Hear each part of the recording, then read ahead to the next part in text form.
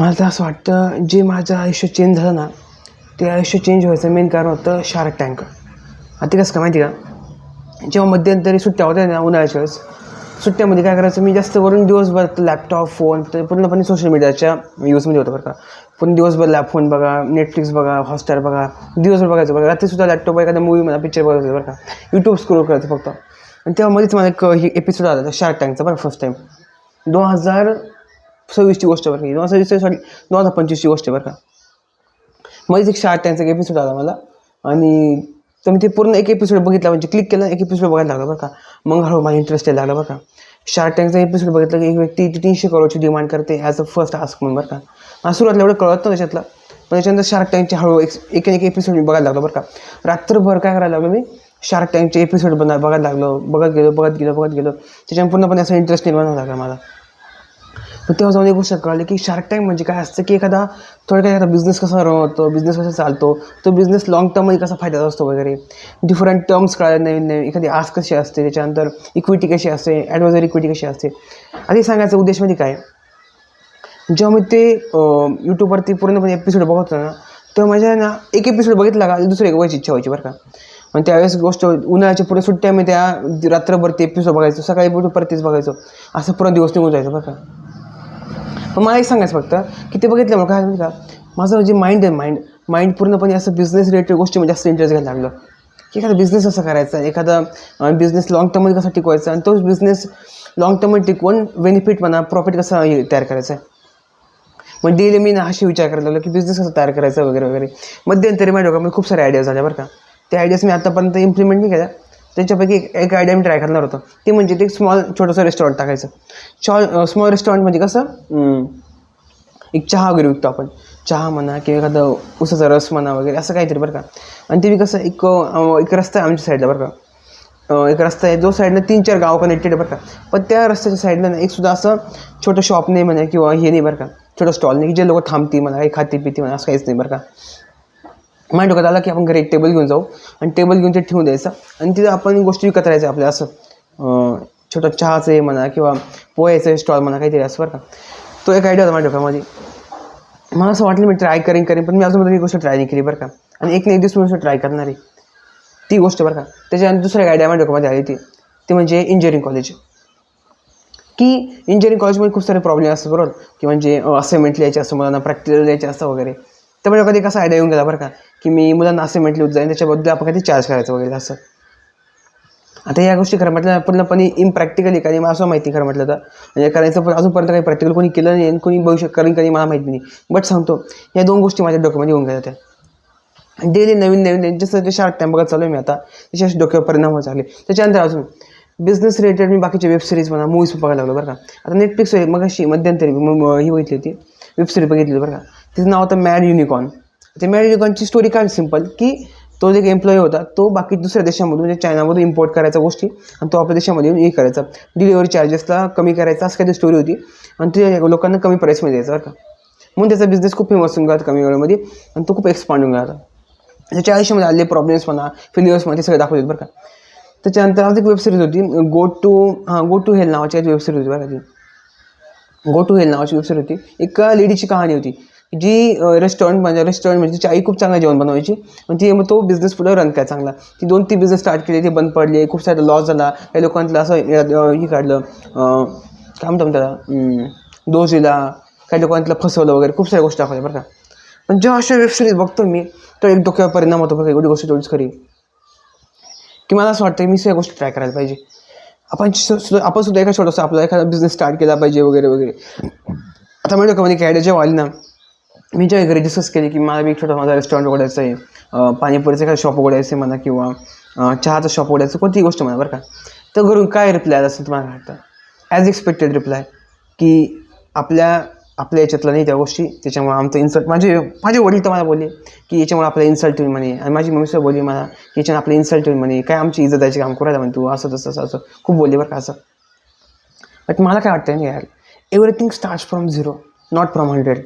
माझ्या घरच्यांना कसं वाटतं, माझ्या पॅरेंट्सचं, की जर समजा तुला पुढं काही रन करायचं असेल ना, तर तुझं पूर्णपणे तू वय होऊन जाऊ दे 30, 40, 50, आणि तेव्हा तू काहीतरी स्टार्ट कर.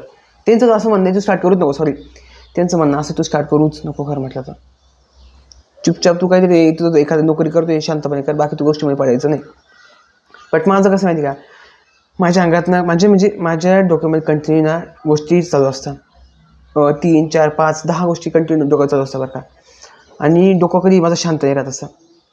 प्रत्येकच मला असं वाटतं आपण काहीतरी नवीन केलं पाहिजे, काहीतरी नवीन केलं पाहिजे. हा ठीक आहे, फेल होणार आहे. मी असं नाही बरं का, मी एखादी गोष्ट करतो मी ती परफेक्ट होती नाही, फेल होणार आहे, चालणार गोष्टी ना. मी माझ्या घरच्यांना सांगून थकलो. बट नाही, ठीक आहे, कोणी ऐकत नाही म्हटलं ठीक आहे, आपण आपल्याला स्टार्ट करू काहीतरी.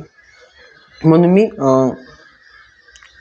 आता हे 2 आयडिया तरी माझ्या डोक्यामध्ये आहे खरं म्हटलं तर. फर्स्ट म्हणजे मला एक माझं चांगलं टी शॉप म्हणा, छोटंसं म्हणा बरं का, छोटंसं कोण एखादं रेस्टॉरंट म्हणा, छोटंसं एखादं ठेला म्हणतो आपण त्याला, ती स्टार्ट करायची इच्छा होती. अजून मी येते इच्छा खरं म्हटलं तर. त्याच्यामध्ये काही चुकीचं नाही, मला तर काय वाटतं ते काही चुकीचं वगैरे. आपण काही एखादी गोष्ट जी प्रामाणिक आहे, एकदम जी बरोबर आहे ती करण्यामध्ये मला काय वाटत नाही काही चुकीचं वगैरे असं. हां, चुकीची गोष्ट खूप म्हणजे इलिगल वेज बी असं पैसे कमवायचे, बट त्या गोष्टी नाही करायच्या मला अशा काही गोष्टी करायच्या जे लिगली करेक्ट आहे वगैरे. त्याच्यानंतर मग परत शार्क टँकचे मी डेली एपिसोड तयार बघायला लागलो. खूप साऱ्या नवीन वेबसिरीज म्हणा, मूवीज म्हणा, जे बिझनेस रिलेटेड वगैरे, ज्याच्यातून चांगलं नॉलेज म्हणा, नवीन गोष्टी म्हणा, लोकांचं स्ट्रगल म्हणा, खूप साऱ्या गोष्टी लर्न करायला लागलो बरं का. मग एंड ऑफ द स्टोरी मला असं लक्षात आलं आता की बिझनेस स्टार्ट करायचं म्हटलं ना, आपल्याला एक इनिशिएटिव्ह घ्यावं लागतो, एक सुरुवात करावी लागते कुठली बी. ती सुरुवात जर आपण केली ना तरच ती गोष्ट आपल्या पुढे होऊ शकते. आता मला असं वाटतं कॉन्टेंट क्रिएशन पण एक बिझनेसचे खरं म्हटलं तर. माझ्या प्रत्येक व्हिडिओमध्ये शेवटला एंड पॉईंट हा कॉन्टेंट क्रिएशन कवर करतो माहिती मी. कॉन्टेंट क्रिएशन आपण एक बिझनेसचे खरं म्हटलं तर. कारण मला विचार करा, याच्यामध्ये मी काय करतोय, माझी पर्सनल ब्रँडिंग तयार करतोय. माझी स्वतःची जी इमेज आहे की शुभम बराटे एक इमेज आहे, त्या इमेजला मी तयार बिल्डअप करायचं काम करतोय. आता इथून पुढे कंप्लीट 1 वर्ष 2 वर्ष 3 वर्ष जोपर्यंत मी पूर्णपणे फेम येत नाही, मला फेम म्हणा, एक प्रकारची प्रसिद्धी म्हणा, पैसा आहे नंतर जी गोष्टी खरं म्हटलं तर. पण पहिले मला फेम पाहिजे. आता आधी माझी पहिली प्रायोरिटी अशी होती, मला फक्त पैसा कमवायचा आहे असं. बट सध्या माझी आता प्रायोरिटी अशी की मला एक फेम आला पाहिजे, म्हणजे ती प्रसिद्धी आली पाहिजे. त्या प्रसिद्धी जेव्हा मी स्वतः पूर्णपणे मोठा होणार ते झालं. त्याच्यानंतर नवीन डेली मूवीज म्हणा, वेब सिरीज म्हणा, ज्या बिझनेस रिलेटेड आपल्या नॉलेज येते काहीतरी, जे माझ्या नॉलेजमध्ये काहीतरी इन्व्हेस्टमेंट करते, अशा गोष्टी बघणं. मला असं वाटतं की डेली नवीन गोष्टी शिकल्या पाहिजे यार, की ह्याच गोष्टी फक्त ठीक आहे टेक्स्च्युअल थिअरी आपण डेली लर्न करणार आहे, डेली अभ्यास करणार नाही, त्याच्या रिलेटेड बार्गेनिंग स्किल्स म्हणा, नवीन स्किल्स अपडेट करणं, डेली नॉलेजला अपडेट करणं, या गोष्टी तेवढीच इम्पॉर्टंट आहे.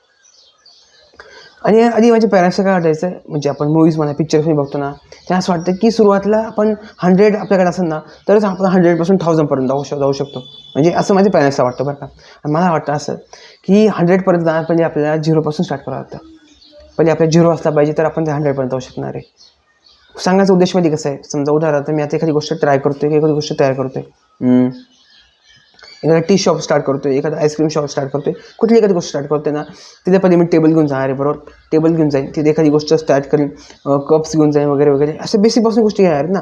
चहा बनायचं कसं शिकून घे वगैरे म्हणा, किंवा पोहे म्हणा, काही बी एखादा स्टॉल उघडणार आहे, ती प्रत्येक गोष्ट मी शिकून घेणार आहे बरोबर. ती शिकल्यानंतर मला ती गोष्ट हळूहळू बिल्डअप होणार आहे, चुकणार आहे, मिस्टेक्स करणार, फेल होणार आहे, ती सगळी गोष्ट माझ्या घरच्या नको बरं का. त्यांचं म्हणणं एवढं, तू सिक्युअर एखादी जॉब कर बस, तुझ्या बाकीचं तू डोकं वापरू नको. आणि हे बी काही नाही बरं का, मी त्यांच्या ऐकणारातलं असलं काही भाग नाही, मी काही त्यांचं ऐकणार नाही, मी करणार शेवटी माझ्या माणसाचे. मला असं वाटतं की आपण ह्या गोष्टीने बाकीच्या गोष्टी मी ट्राय केल्या पाहिजे.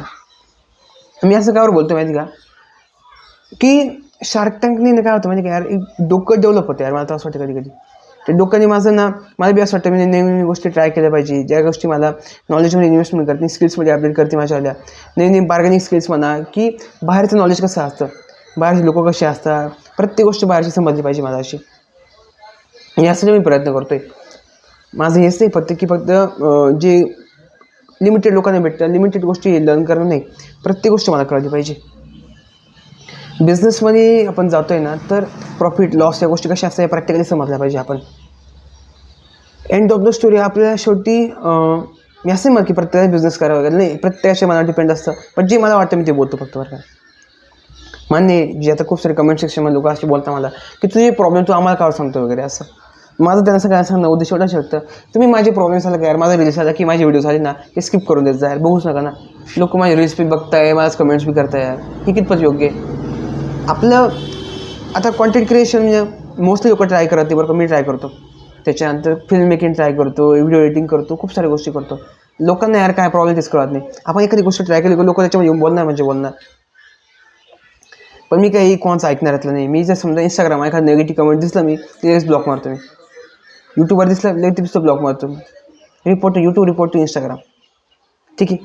मग मला असं वाटतं की बिझनेसमधल्या प्रत्येक टर्म आपण समजले असं पाहिजे. ठीक आहे. धन्यवाद.